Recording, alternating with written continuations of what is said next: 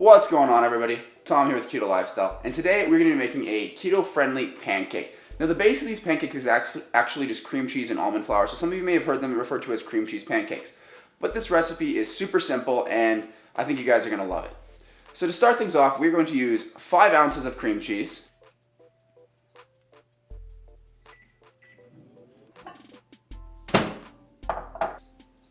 ¾ cup of almond flour, about 10 drops of liquid stevia, 4 eggs,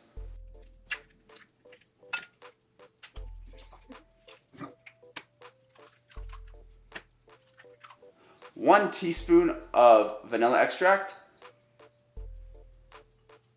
2 shots of vodka, and 1 teaspoon of ground cinnamon.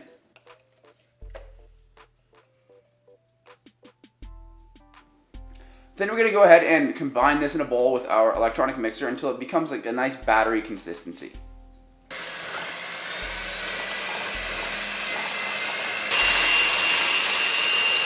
So now that this is mixed in, it may look a little bit thin, but that's alright. That's kind of how it's supposed to be. And you may also notice that there's no leavening agent, no baking soda, baking powder, anything like that. Don't worry, guys, trust the process, it's going to be fine. So now what we're going to do is we're going to heat up our pan here and use some butter just to kind of oil up the surface there so things don't stick. Now it's also going to help with the frying process. But that being said, there are going to be calories in fat and butter, so just kind of keep track of how much you're using.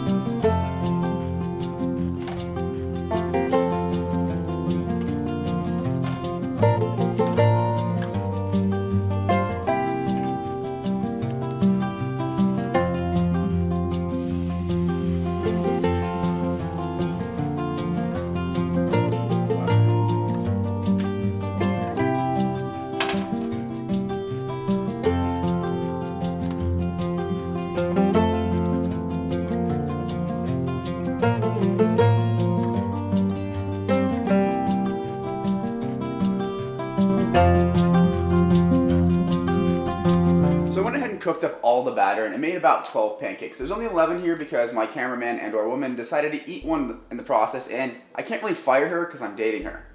Now that being said, there's 11 great pancakes here. I went ahead and plated some up right there, put a little slab of butter on there and some of this Walden Farms pancake syrup. This stuff's perfectly keto friendly, no sugar, no carbs, no calories actually. Great stuff to look at. It is kind of a long ingredient list, so if you're worried about those things, maybe steer clear, but it tastes pretty good. But now time to try the pancakes.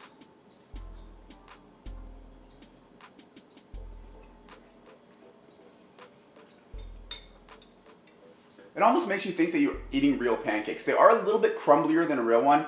And obviously the sugar-free maple syrup is not a perfect substitute for maple syrup. You do have that interesting aftertaste, but I find that Walden Farms is the best tasting sugar-free maple syrup.